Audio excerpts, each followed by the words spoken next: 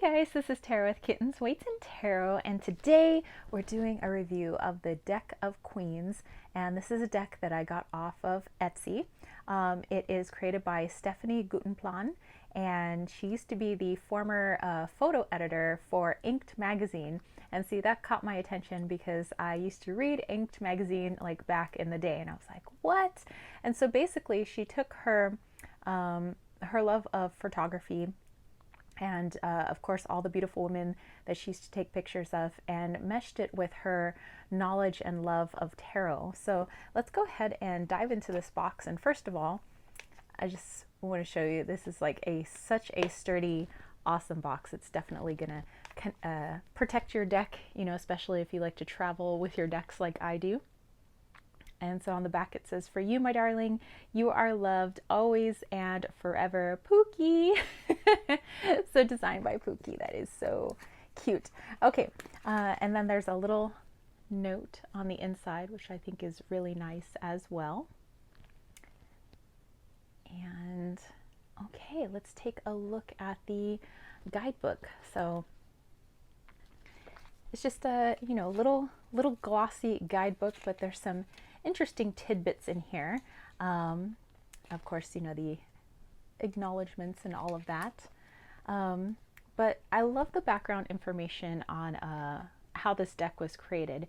And even though I wouldn't consider myself a guidebook person, you know, I'm not always rushing to look at the meaning of each and every card that I pull, I do feel that it's important to always take a gander at the guidebook that the creator has made, because sometimes it's some interesting information on how a deck came about, interesting information about the creator themselves. Also, you know, just kind of maybe the perspective that the creator had when it came to each of the cards. So I always like to take a flip through, even if I don't let's say go 100% with the meanings of what the creator came up with. I always think it's good to get a background of where this deck is coming from. So anyway, so like I said, there's some interesting information on here, and it goes into some spreads that you can use with this deck. And so while I'm kind of flipping through here, what's interesting about this deck is it's based on the 22 major arcana, but all the other cards that are in the deck are based on the different aspects of that 22 major arcana. So yes, you have your 22 cards, but then you have a whole ton of other cards that are, say, let's say, 4 other cards that are based on the different aspects of the Fool, or maybe 6 different cards based on the aspects of the High Priestess.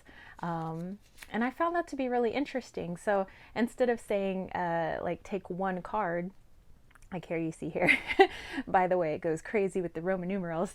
You know, instead of just saying you pick the Fool card, it's what if you could split that card into 4 different cards because of all of its different aspects. It's like it's different faces, all the different faces of the cards, and there's literally people's faces on those cards, which I think is so cool. So it tells you the Fools are cards 1 through 6, you know, so on and so forth. And I don't know, I just thought that was interesting. I'm like, oh, is this just a majors only deck? It's a majors only deck, but there's so many other cards, and it's just so much. You guys will see in just a moment.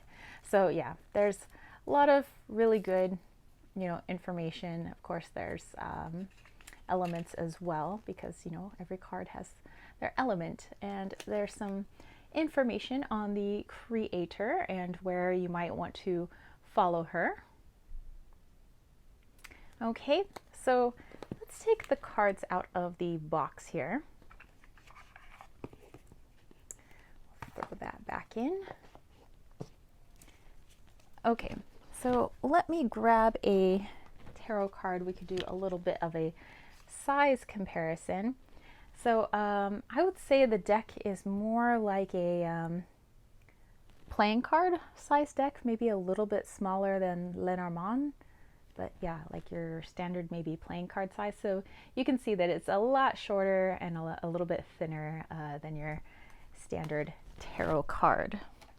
Okay, so let's get into the backing. And in the backing, you can see the texture on the card. It's got a linen finish, that linen texture to it. And it is quite sturdy as a card. So I'd say this was probably maybe 310, maybe GSM. But you know, the smaller the card gets, obviously the tensile strength of the cardstock gets a little stronger, a little thicker. So yeah, it's nice and thick. For me, I like thick cards. But anyway, let's go ahead and take a look at these beautiful images. So like I said before, all of these extra cards that don't have the major arcana's name, they're supposed to be different aspects of those other major arcana cards. And at first you might just take a look and like, oh, these are all just, you know, beautiful women who, you know, have some gorgeous body art. However, here's the thing. As I'm looking at the images, and for me, I'm a very intuitive reader. Let's say I pull a card like this, the Tower. Well, this one is interesting because it doesn't have any like tattoo art here, but there's a lot going on in her hair, you know, and so I could get some information on that. However, with the other cards, which, you know, the majority of them do have, you know, tattoos on these ladies' bodies, I'm actually looking at the images that are on their bodies. So not really so much looking at the person themselves, but it's like what's going on in their tattoos matches what the title of the card is, which I just thought was so interesting. So it's like, I don't know, it's just a so unique way of, you know, looking at the tarot. And of course, you could always look at, you know, what the person is doing and kind of like the energy they are exuding.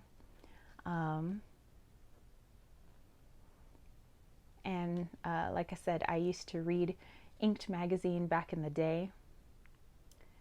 And so obviously it's the type of photography is very reminiscent of that magazine. But of course, you know, the creator is the photo editor, so or the former photo editor. And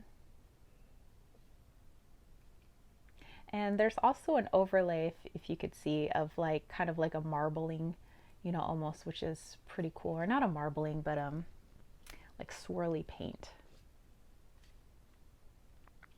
See, I love this one because, you know, you've got the like bee and there's all this stuff. So it's like it forces you to look deep into the image and then like, what are you getting from that? So here we have the lovers and then you have this, you know, like pink stripe in the middle, which to me is also very feminine, kind of like almost like divine feminine, like Yanni. And then you have the splitting of the same person, like a mirror image of the same person. Like, what does that mean as the Lover's card? In the Hierophant, you know, you have the birds up here, but you also have like the honeycomb on her shoulder. It's just, oh my gosh, there's like so much.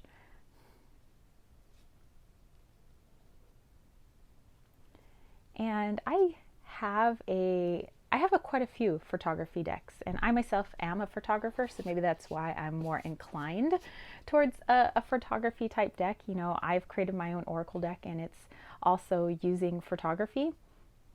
So I like to see different ways other photographers who are also tarot creators or Oracle creators, how they have meshed their two passions together. You know, in what way could you use photography and what's going on with your subject to also connect with the tarot or to also connect with oracle cards and thus help people, you know, not just to have pretty pictures. You know, when I look at it, at first somebody could just look at it and be like, oh, well, that's a nice picture. But really look what's going on. Look at the colors that are used. Look at the poses that are used. Look at the energy that's coming off of the person. Look at what's going on in their tattoos. There's more than just a pretty face, basically.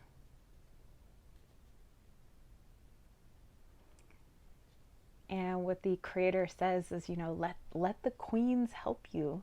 And yes, it is talking about divine feminine, but you know, there's a masculine and feminine all of us. So I wouldn't say that, you know, only females could use this deck. I would say males and females, you know, just like, you know, me being female, I would love to use a masculine deck as well. It's good to have that balance, because there's both sides in all of us.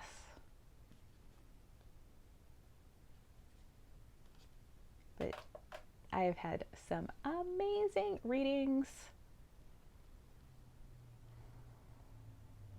with this deck. Just like, it's just crazy. I don't know. Maybe, because sometimes I see decks on the internet and I'll be like, oh, I don't know about that one. And it's like, not until you really have it in your hands and you're working with it and you're working with the energy and you're like, holy cow. Like, yeah. And that's what's so fun about, decks and cards and all of that, is because because we're all different people, we have different backgrounds and, and all of that, and different perspectives, we connect with these decks in different ways. And it's just, and I know this is probably not everybody's cup of tea. And I normally don't have a whole lot of decks like this. I mean, I have photographic decks, but not in this style. But I love it. Yeah. It's been a deck that I've been using like nonstop for probably like 2.5 weeks already.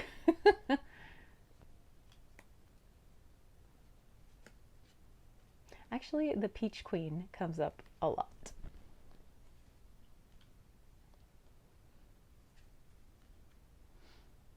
And I think these cards do ask you to be raw and vulnerable, just like the people pictured in the cards.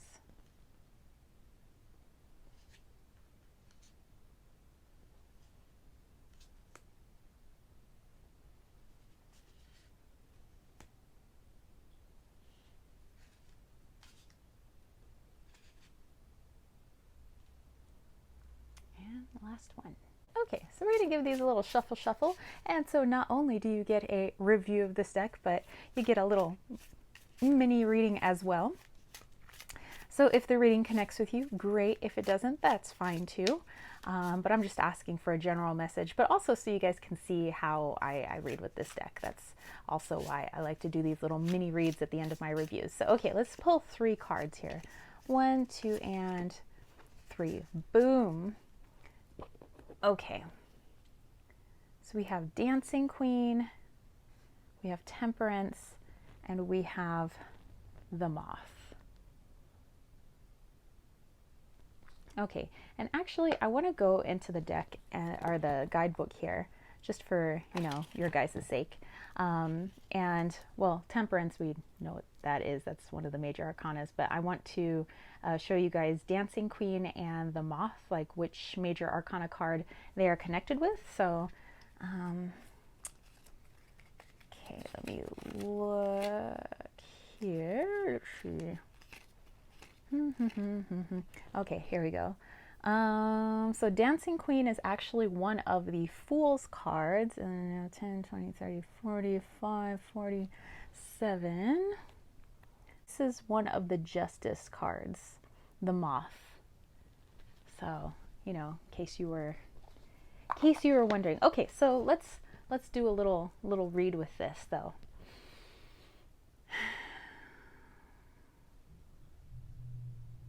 Okay, so, these two, obviously this coming from, one of the Justice type cards. I always see Justice as a balance as well. Yes, it could be, literally justice, but I like to see a balance, kind of like the balance between the mind and the heart and things like that.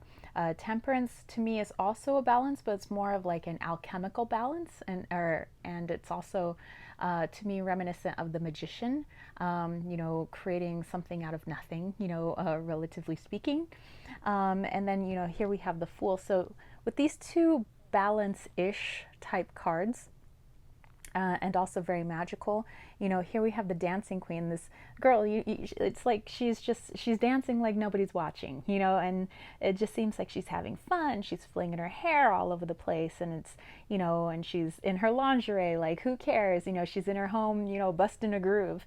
And for me, it's like you have to have a bit of that foolishness, that almost naivete, in order to bring about a balance in your life, and in order for magic to occur through things like the temperance, that alchemical magic. So yeah, that's very interesting. I like that. See, I love how this deck reads. So anyway, that's it from you, spiritual homies. If you dug this video, don't forget to give it a thumbs up. Don't forget to click subscribe, and don't forget to click that ding ding ding notification bell for more videos just like this. And if you want to catch a reading from me, head over to www.kittensweightsandtarot.com.